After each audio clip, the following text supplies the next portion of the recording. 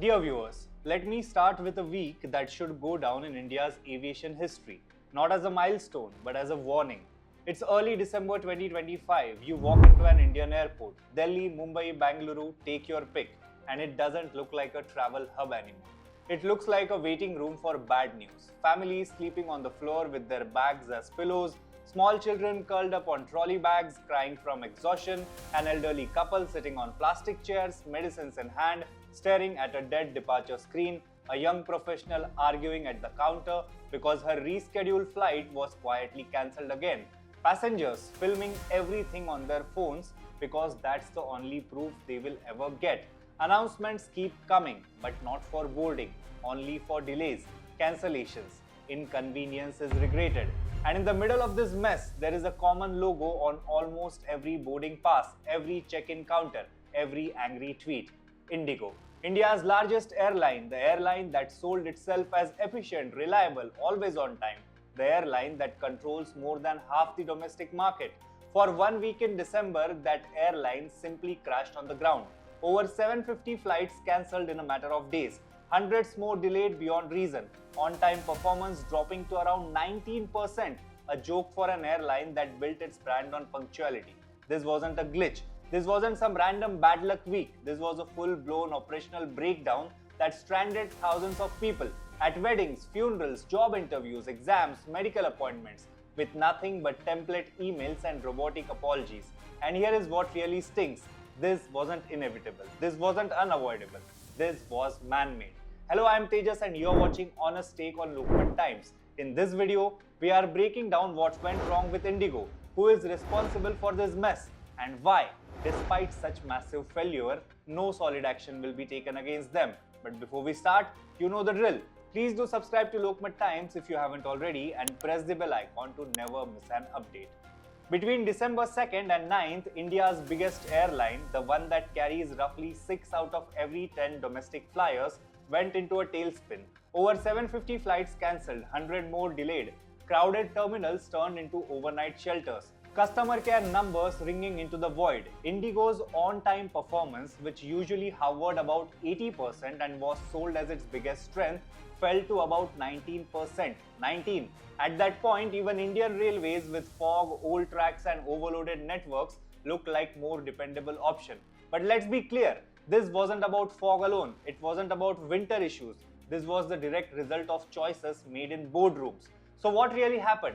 On November 1st, 2025, Phase 2 of the new Flight Duty Time Limitations (FDTL) kicked in. Basic logic behind the rule.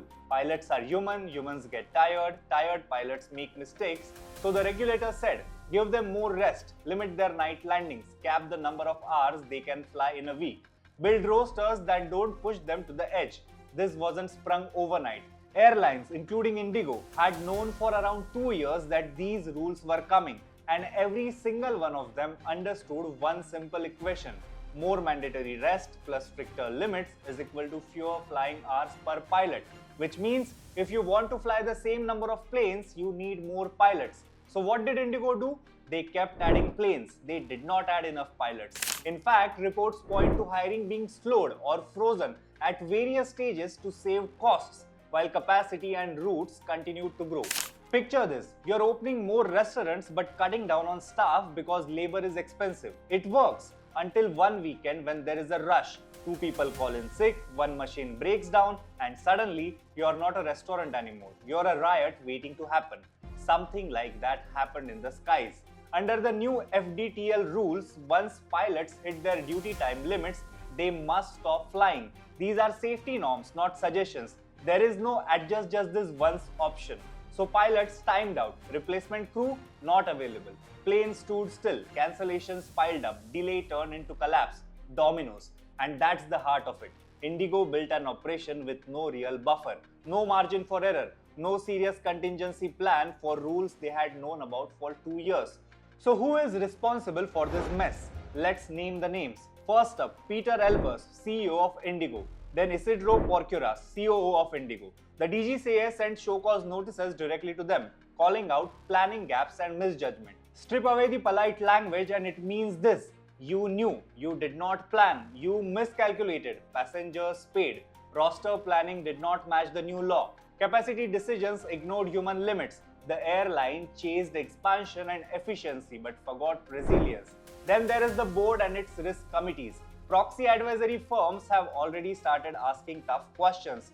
Did the board fully factor in FDTL risks? Did they sign off expansion plans without ensuring there were no enough pilots to run them safely? Were compliance and fatigue treated as boring line items instead of existential threats? Because this is what the pattern looks like. A company wants to look sharp to investors. They squeeze costs, they bet on everything going right, and then the bet fails. They pass the shock downstream to the only group that can't walk away, the passengers. Now comes the regulator, DGCA. Once the meltdown became impossible to ignore, viral videos, angry headlines, chaos at airports, the DGCA acted. Yes, they sent notices. Yes, they demanded explanations. And then they did something that tells you exactly how the game is played in India's skies. They gave IndiGo a temporary exemption from the very fatigue rules it failed to plan for.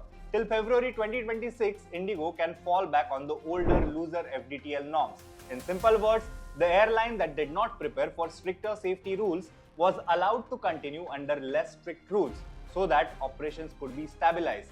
To many pilots and passengers, this feels less like discipline and more like a bailout. Make a mess big enough, and instead of being grounded, the rules are bent for you. What message does that send? If you're small and you slip up, you are punished. If you are big and you melt down, the system adjusts around you. Now, let's talk about the elephant in the terminal.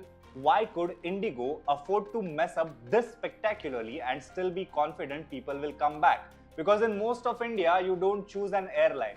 You choose a flight time, and that flight time is almost always IndiGo. The numbers are brutal. IndiGo holds roughly 60 to 62% of the market share. Most of the rest sits with Tata Group Airlines. This is a duopoly. Compare it with the US or China, where no single airline goes beyond 20 to 25%. If one airline there melts down, passengers simply move with their wallets. The market punishes mismanagement. In India, try flying to a smaller city without touching IndiGo. You will quickly realize choice is an illusion. And when companies know you have nowhere else to go, something ugly happens. They stop investing in backup. They stop fearing reputation damage. They cut what looks unnecessary on spreadsheets, like extra pilots, spare crew, breathing room in rosters, because they know you might abuse them today. You might trend a hashtag tonight. But the next time you urgently need a direct flight to that smaller city with a workable timetable, you will be back. That's not a market, that's dependency. This isn't only about IndiGo. It's about how India handles any private giant that becomes too big to fail. When one airline dominates domestic skies, it isn't just a company. It becomes part of national infrastructure like railways or highways. But here is the difference. Railways, for all their problems, still face public scrutiny, political pressure, parliamentary questions. Airlines, on the other hand, operate in a cozy triangle. Corporate boardrooms, regulators with limited teeth, and a public that is atomized and exhausted. The IndiGo meltdown exposed three big cracks. First, passenger rights in India are weak and poorly enforced. Refunds are delayed, compensation is minimal or non-existent.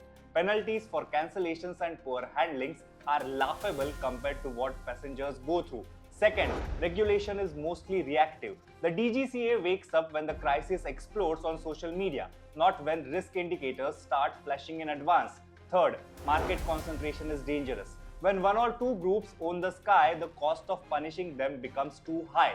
So the system quietly shifts to protect them instead. That's why a disaster like this doesn't automatically lead to shakedowns at the top. Instead, we get committee meetings, temporary exemptions, and nice-sounding statements about ensuring minimal inconvenience in future. Now let's come to the most important part. What needs to change? If India is serious about not repeating this embarrassment, three things need to happen. Not on paper, but in practice. First, make passenger rights non-negotiable. If an airline cancels or massively delays a flight due to its own planning failures, compensation should hurt. Hard, not a token voucher. Actual binding enforceable penalties. Second, force real contingency planning.